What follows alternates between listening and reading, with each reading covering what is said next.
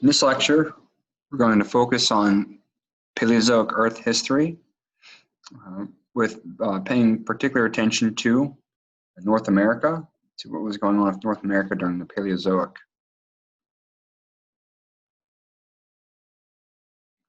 So quick, little summary of this lecture. We have a recap of Precambrian Earth history. Then we'll discuss the structure of a craton, and then move into the Paleozoic periods, starting with the Cambrian, followed by the Ordovician.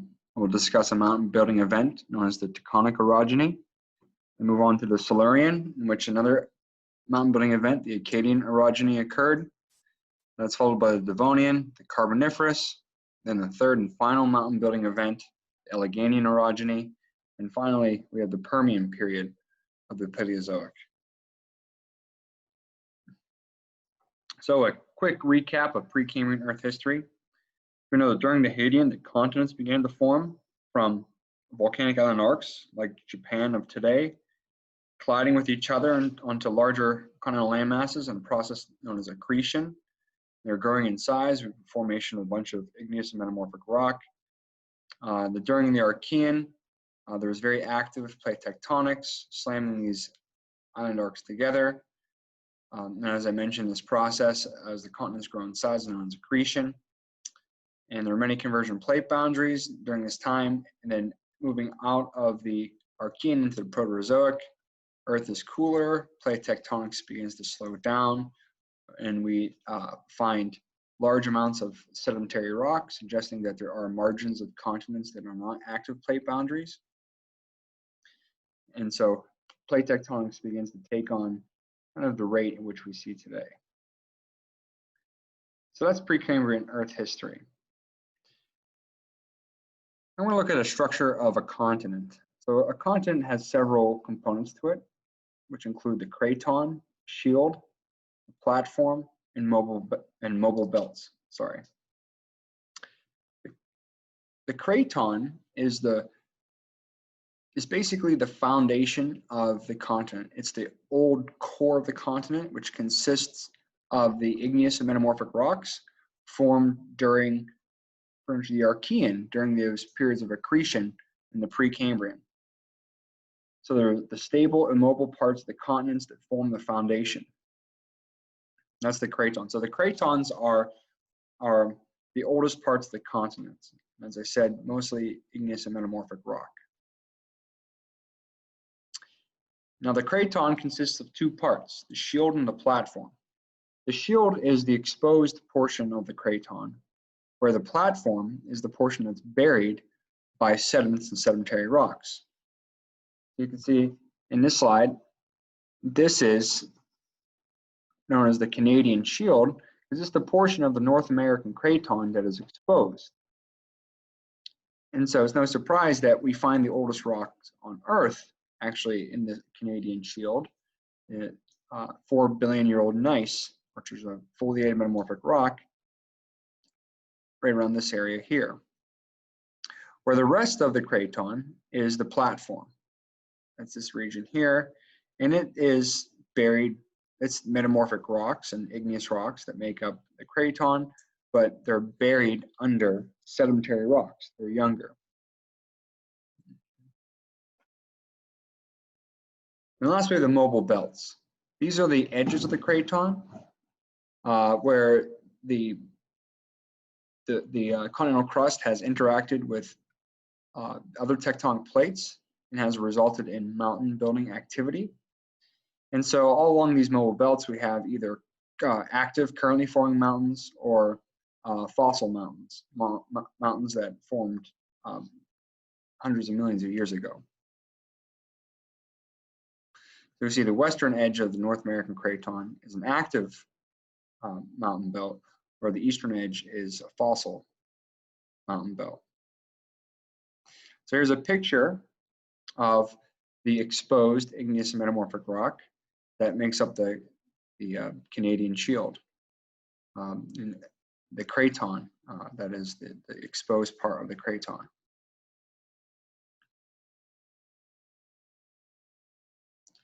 What types of rocks are cratons made of? And so Sedimentary igneous rock, sedimentary and metamorphic rock, or igneous and metamorphic rock. So if you don't remember, a hint is, how are the cratons formed? They were formed mostly during the Archean, due to a process known as accretion, where volcanic island arcs were slammed onto, adding rock to them. And in those collisions, we have the formation of metamorphic rock, and there's igneous rock already present. And so cratons are composed of igneous and metamorphic rock.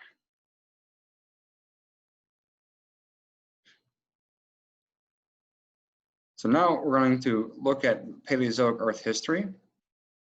So we have the Cambrian, which starts at 545 million years ago. It goes into the Ordovician, the Silurian, the Devonian, the Carboniferous, which is broken into two smaller periods. The early part of the Carboniferous is known as the Mississippian, and the latter part is known as the Pennsylvanian. And then finally, we have the Permian.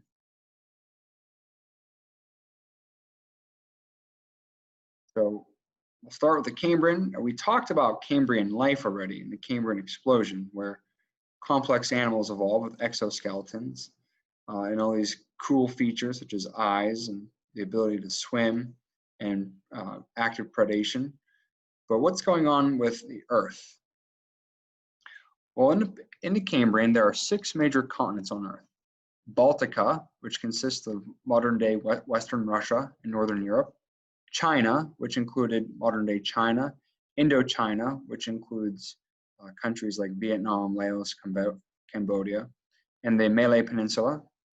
Gondwana, which included modern-day continents of Africa, Antarctica, Australia, India, and South America. Kazakhstania, which included Kazakhstan and parts of Siberia. Laurentia, which included North America, Greenland, and Scotland. And then finally, the 6th continent was Siberia, which included Eastern Russia and Asia north of Kazakhstan. So those were the 6 major continents 545 million years ago at the beginning of the Cambrian. Now, if you remember, Laurentia is the continent that contains North America. And if you look where Laurentia is located, it's located at the equator, right? So now North America is located north of the equator. But 545 million years ago, it was on the equator. Here you can see Gondwana, which is the largest continental landmass of the time, including several modern-day continents, as we mentioned, such as Africa, Antarctica, Australia, India. And then we have Baltica, which is a smaller continent, Siberia, China, and Kazakhstan. So here we're looking at the 2 hemispheres. This is one hemisphere, one side of the Earth, and this is the other hemisphere, the other side of the Earth.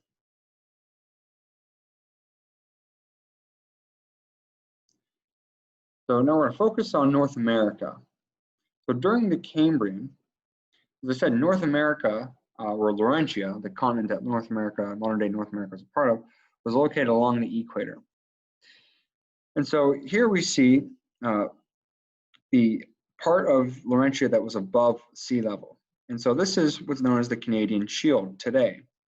It's the shield, which means that's the exposed part of the craton. And note that it's the part that's above sea level. The rest of Laurentia, so the rest of the continent, was below sea level. Thus, it was being covered by sediment. So the shield is the exposed part of the craton today because it was the part of the craton that was above sea level throughout most of Laurentia's history. You also see this light blue outline. That is the current coastline of North America. And if you see this red line, that's the paleoequator. Now, the paleoequator did not run north to south as it appears in this figure. This figure is oriented with the current orientation of North America. We know the equator runs east to west. So North America was actually rotated about 90 degrees from its current orientation. And so you'll see, if you see, this is the Great Lakes area. And so close to where we are in the eastern part of North America, the Great Lakes, so basically the Midwestern part of United States was a shallow coastal marine. All right, so it was, you could think of maybe like sand and some mud. And then further beyond that, which is New England and the Mid-Atlantic states, it was shallow water limestone, it's a bunch of calcareous ooze. And then further out was deep water muds. So Cambrian rocks in North America are going to be mostly marine sedimentary rocks, because all this area throughout North America is a marine environment. So we're going to find sandstones, shales, and limestones from the Cambrian period in North America. So here is Laurentia actually oriented the way it was in Cambrian. So you can see how North America is rotated about 90 degrees clockwise from its current orientation. So here in Rhode Island, we are right there. We were actually in the southern hemisphere 545 million years ago. So if you were to go back where we are, if we were to be where we are today in Rhode Island 545 million years ago and look at the night sky, you would see a complete different set of stars, the southern sky. So here's Laurentia. And now we know that the modern day eastern edge is actually the southern coast of Laurentia during the Cambrian. And the Baltica is across the ocean from the southern edge of Laurentia. And in between Baltica and Laurentia is what geologists call the Iapetus Ocean. Why it's called the Iapetus Ocean is because it was the ocean that precedes the Atlantic Ocean. And in Greek mythology, Iapetus is the father of Atlantis. And so the boundaries, or the margins of Laurentia and Baltica were passive edges, just like the eastern coast of North America and the western coast of Africa today. There's no active plate boundary. So there's large amounts of sediments accumulating and lithifying on the sea floor, forming large deposits of marine sedimentary rocks. They form what's called the Appalachian carbonate platform. So this large region of limestone forming on the south coast of Laurentia, which is the modern day east coast of North America, and this warm shallow ocean. And so there's a mid-ocean ridge between Laurentia and Baltica, just like there's a mid-ocean ridge between North America and Africa today, and they're spreading apart. So eastern North America during the Cambrian is a warm, shallow ocean with large amounts of calcareous ooze being deposited, like the calcium carbonate exoskeletons of the phytoplankton living in the ocean. They die and their exoskeletons accumulate on the sea floor, or later lithify to form limestone. So that's the type of rock forming. Now, the rock that we're actually standing on here in Rhode Island, it's not part of North America or Laurentia yet. And so the edge of North America was where Massachusetts and New York State are currently. And so if you go to Massachusetts and New York, you can find this limestone that formed during this time, these Cambrian limestones. So what would the East Coast have looked like in the Cambrian, so the beginning of the Paleozoic? Would it be similar to California, similar to the Bahamas, similar to Hawaii, or similar to Antarctica?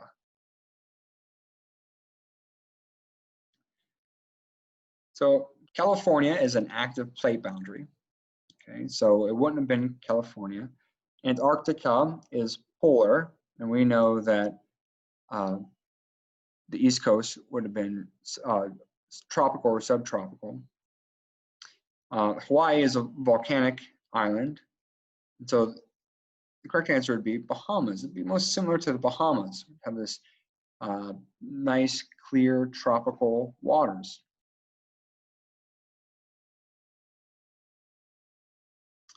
So moving out of the Cambrian into the Ordovician. So the Earth's climate warms and sea levels rise, and almost the entirety of the North American craton is covered by shallow seas. Some land remains above sea level, and that is the Canadian Shield of today. And the tectonic orogeny begins. Okay, so an orogeny is any mountain building event, and this tectonic orogeny is the first of 3 mountain building events that would result or culminate in the formation of the Appalachian Mountains.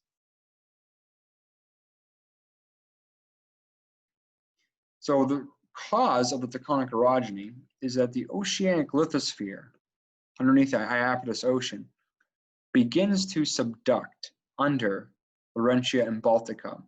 And the Iapetus and Laurentia and Baltica begin to move toward each other as these convergent plate boundaries form along their edges, and the Iapetus Ocean begins to close. And so you can see these coastal mountain ranges forming that would be very similar to the west coast of South America today.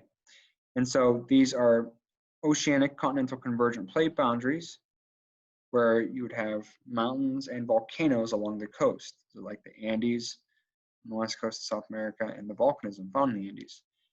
This island chain down here is known as Avalonia. It's a volcanic island arc, and it's formed from oceanic convergence and subduction. So Avalonia is important. We'll talk about it later on in the Paleozoic.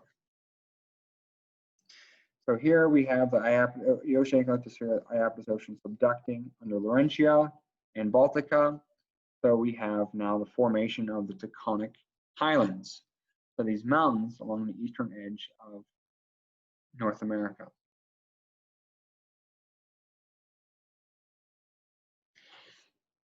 And so you see how most of North America is above sea level, is below sea level, except parts of Canada, which are not a Canadian Shield.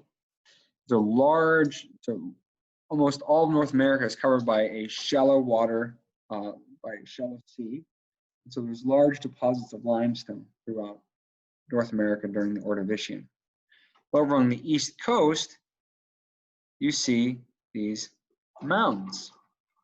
And these mountains are a result of this convergent plate boundary, where the oceanic lithosphere of the Iapetus Ocean is converging with the continental lithosphere of Laurentia, and the Iapetus Ocean subducting under Laurentia, forming this coastal mountain range. But it's not coastal because sea levels are so high. It's just this mountain range looks like an island above sea level by itself. But because this is an active plate boundary, this is the trench from the subduction zone. Sediments get trapped in the trench, but on the other side, sediments accumulate on the Laurentian continent. So these are all going to be clastic sediments from the weathering tectonic mountains. And so all these sediments, such as conglomerate, sandstone, and shale, are going to be deposited behind tectonic mountains. That forms what's called the Queenston Delta of today. So we have these large extensive units of clastic sedimentary rocks in western New York that are the tectonic mountains. They've weathered away, they weathered in the sediments, or sediments were transported and deposited and lithified to form these sedimentary rocks. So if you go into these sedimentary rocks, what would you find? You would find marine sediments, as I said, sandstone, shale, and in them you'd probably find some Ordovician fossils, organisms that lived in that shallow coastal region where those sediments were being deposited. So moving out of the Ordovician into the Silurian and the Devonian, Laurentia and Baltica are still on a collision course. The Iapetus Ocean is closing. You see Avalonia has grown in size. And that's during the Silurian. In the Devonian, Baltica and Avalonia, they finally collide with Laurentia as all of the Iapetus Ocean is subducted. And so this collision results in the formation of a new continent. So Laurasia is the result of Laurentia, Baltica, and Avalonia colliding and fusing together. And this collision results in the second of the three mountain building events of the Paleozoic, and it's the Akkadian orogeny. And so this is continental convergence. So this is a larger mountain building event than the tectonic orogeny, which was oceanic continental.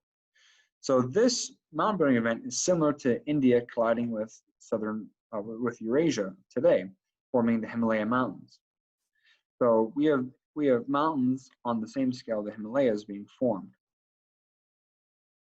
during the Devonian. And so Laurentia, Laurasia, and Avalonia, Laurentia, Baltica, and Avalonia collide to form the Laurasia, and the Akkadian highlands form this large mountain range from this continental collision.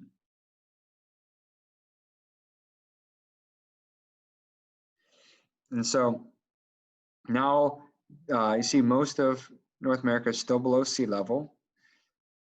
And now you have, except obviously the mountains, we have the north with the Caledonian Highlands, which these mountains are still around, just like some of the Acadians. The Caledonian Highlands are actually in Scotland. The Acadian Highlands, they begin to weather away, and all the sediment begins to be deposited on North America. So we still have limestone being deposited under the shallow sea throughout most of North America, but just alongside the Acadian Mountains, we have clastic sedimentary rocks, which is sandstones and shales being deposited. So during the Cambrian, we said the East Coast would have looked like the Bahamas. What about during the Devonian? What would the East Coast have looked like during the Devonian? Similar to the Himalayas, similar to the Bahamas, similar to Hawaii, or similar to the Andes? Would have been similar to the Himalayan mountains. So it's hard to imagine that what was once, this tropical coastal environment, is now this large, very, very, unforgiving alpine environment. And so if you were to stand where we're standing today, 300 million years ago, well, sorry, more than 300 million years ago, 350 million years ago, it would look like you were standing in the Himalaya Mountains. But those mountains are no longer here, right? So they have weathered away. And so as the Acadian Mountains weathered away, as I said, the sediments, the sand, and the mud was deposited. And that forms these things called deltas, these large deposits of sedimentary rock. So we have these different regions or units of sediment. So you see right here, we have the Pocono, the Catskill, and then we have further west, you have Portage and Genesee. These are all units of sedimentary rock that were deposited at different times as the Acadian Mountains weathered away and sediments were deposited. And in these sediments, we find fossils of organisms that lived during this time, so plants and animals. And we'll talk about what these animals look like when we talk about Paleozoic life. Some of these fish have started to crawl out of the ocean onto land and are evolving into amphibians. And so here was the western edge of the convergence. This is the edge of the Acadian Mountains. So these are all the mountains right here. So where we're standing was in the mountains. That's why there's a lot of metamorphic rock here in Rhode Island, because gneiss forms from the formation of mountains, all that pressure. But to the west of the mountains, all the sediments from the weathering mountains were deposited. So you see, you have sandstone and shale deposited, and then as you go further away, you have first of all, sandstone is the dominant rock, and then shale is auxiliary rock. And then you go further away is smaller sediment, shale with some sandstone. And even further away, you have just shale. So you might have heard of units such as the Marcellus Shale when talking about hydrofracking in New York, Pennsylvania, and Ohio, where they fracture the shale, which allows them to extract a natural gas. Well, the Marcellus Shale is this shale. It's the mud from the Acadian Mountains as it was weathering away. It was being deposited in these shallow oceans. And then as the plankton died and their bodies were buried with the shell, they got baked into natural gas. So we extract that today. But if you ever drive west on Interstate 80, so it leaves New York, goes through New Jersey and Pennsylvania into Ohio, you see all these cutouts of the mountains, and you just see all these layers of sandstone and shale. And so as you drive on Interstate 80 through Pennsylvania, you're literally driving through the sediments of these large Himalaya-sized mountains that used to exist. So the Catskill Mountains, for example, of New York, are nothing but the deformed sediments of the Acadian Mountains. Here you can see the profile of the Catskill Mountains compared to what the Acadian Mountains used to look like.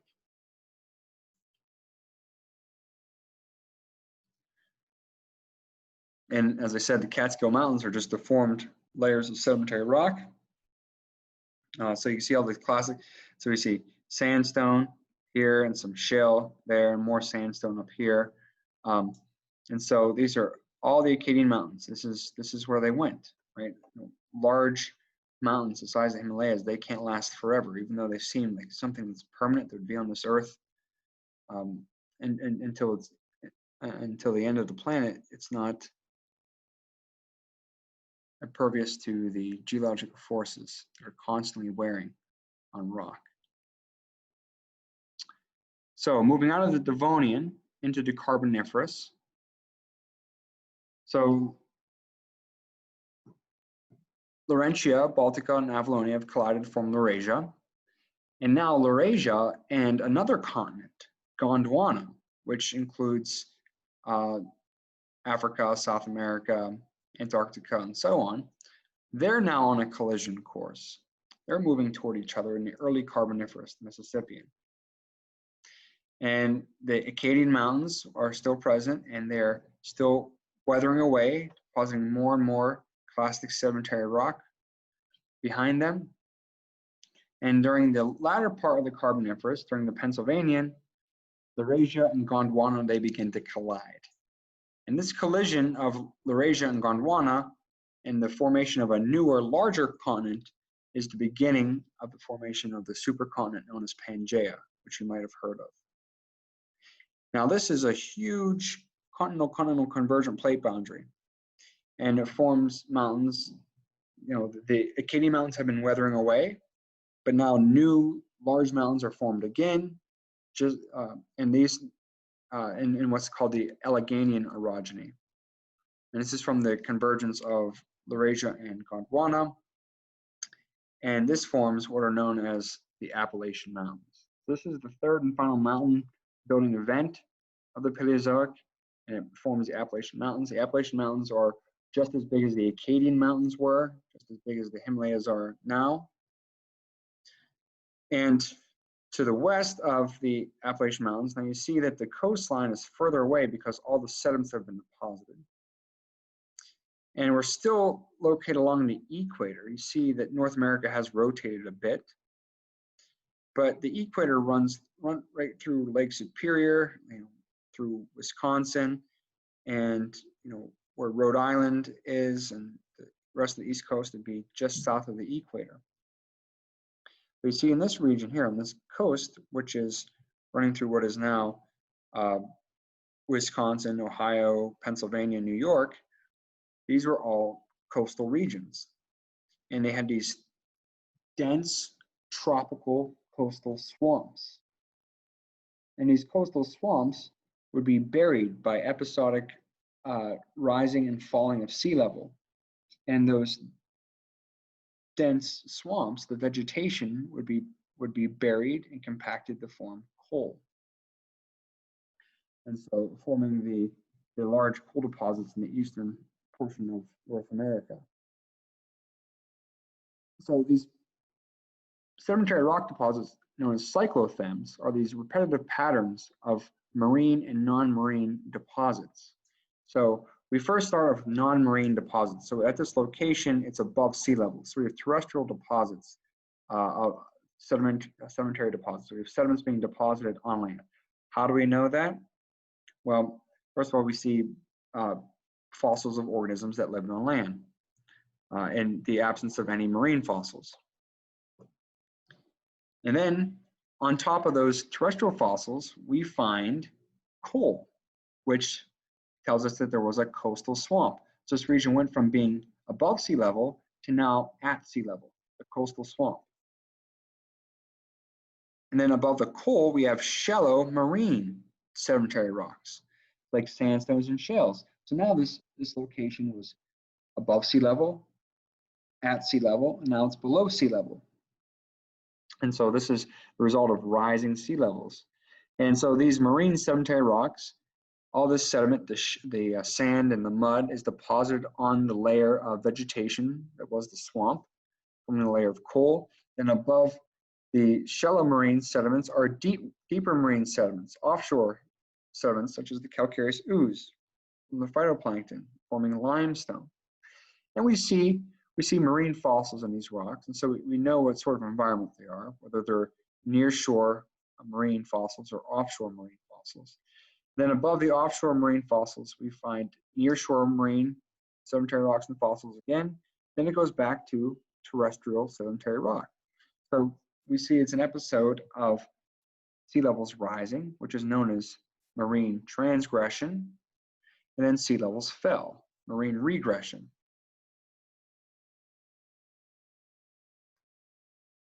So here we can see another illustration. So these are terrestrial sediments deposited above sea level, the coal forming swamp, and then marine sediments.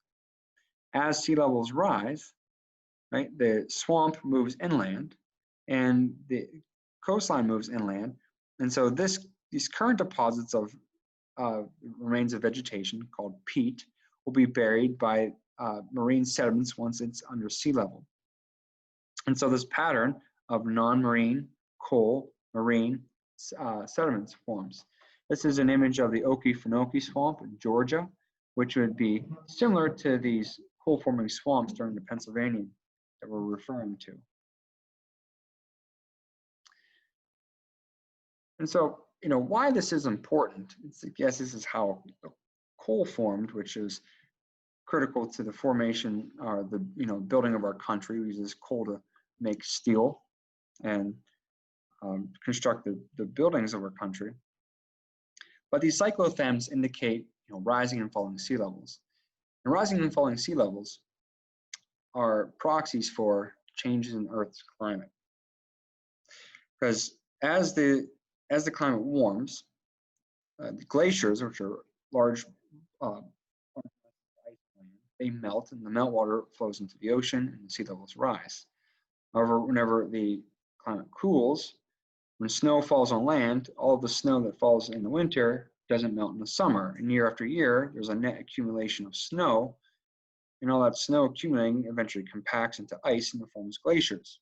And so because that snow is now trapped on land, and that moisture came from water evaporating off the ocean, the sea levels fall as a result of the water being trapped on land and forming glaciers. So a warming of the climate results in episodes of marine transgression, rising sea levels, and a cooling of the climate, we see marine regression, a falling of the sea level. Now there's many of these cyclothems in these rocks of the Paleozoic. Even in this just a short period of time, the Pennsylvanian. There's, for example, in Pennsylvania, Ohio, there are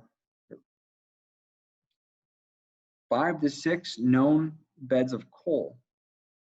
So that's 5 to 6 episodes of rising and falling sea levels. So they're very, very cyclical climatic shifts. So this tells us that Earth's climate was changing in the Paleozoic, and that climate change was occurring on Earth way before people were there. And so it infers that climate change is a natural process that occurs on the planet, which is not surprising considering that everything else on Earth changes Right, we have plate tectonics, so the location configurations of the continents and the oceans are changing. We have organic evolution, so life is always changing.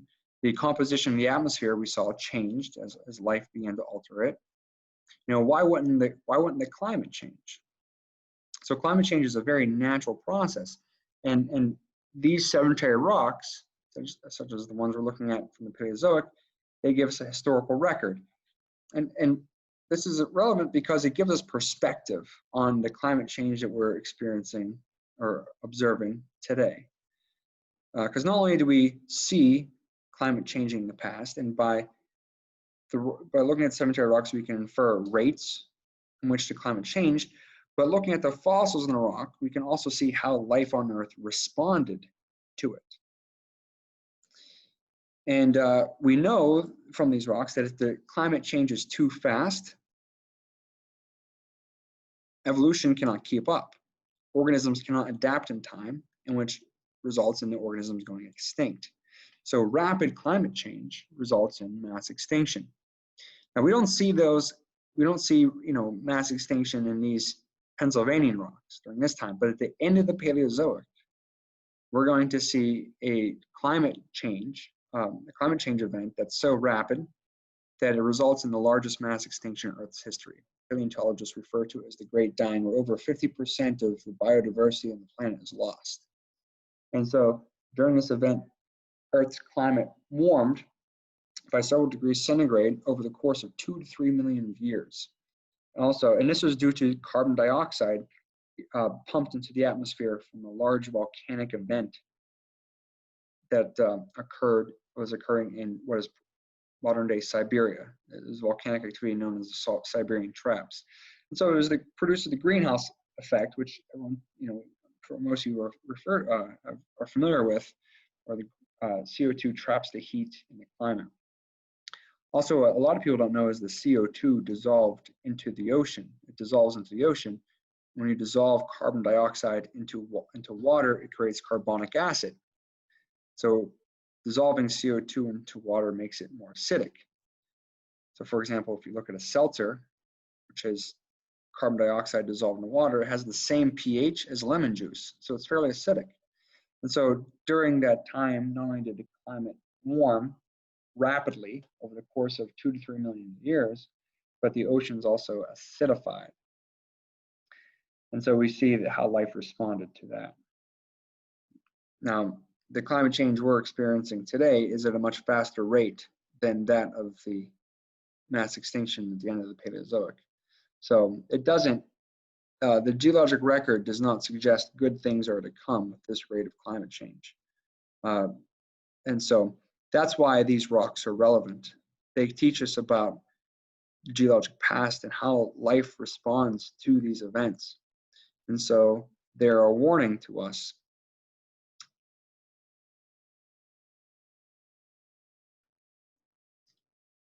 So we have this third and final mountain building event during the Pennsylvanian. Oh, going the wrong direction. Okay. And forming the Appalachian Mountains, and we have the formation of the coal-forming swamps, forming several deposits of coal in eastern North America. Meanwhile, you can see there's a bunch of limestone being deposited throughout the rest of North America. So, basically, if you go anywhere, it's in the middle or western part of North America, you find limestone for large deposits of limestone because for many millions of years it was shallow seafloor.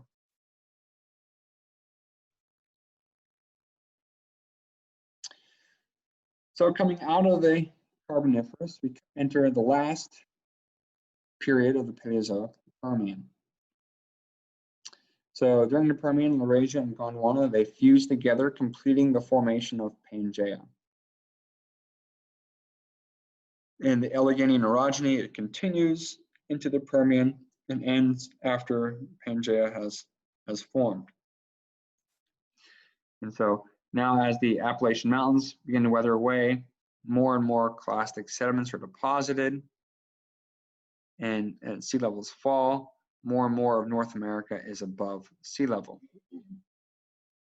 And at this time, subduction, which initiated during the Pennsylvanian, has grown in size on the west coast.